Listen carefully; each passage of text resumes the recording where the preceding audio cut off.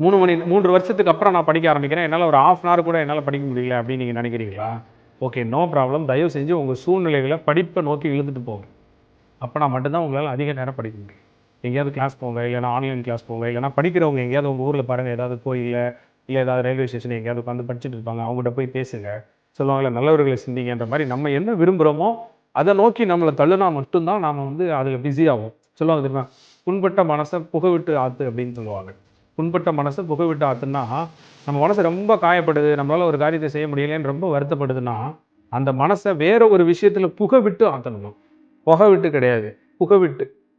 புரியுதுங்களா? அதே மாதிரி நாம இப்ப படிக்கிறோம், படிக்க முடியல, ஸ்கோர் பண்ண முடியலன்னு வருத்தப்பட்டுக்கிட்டே இருக்கோம். அப்ப என்ன பண்ணணும் அப்படின்னு சொன்னா, இத ஜெயிக்கிறதுக்கு என்ன வழி இருக்கோ அதுல நம்மள இன்வால்வ் பண்ணிக்கணும்.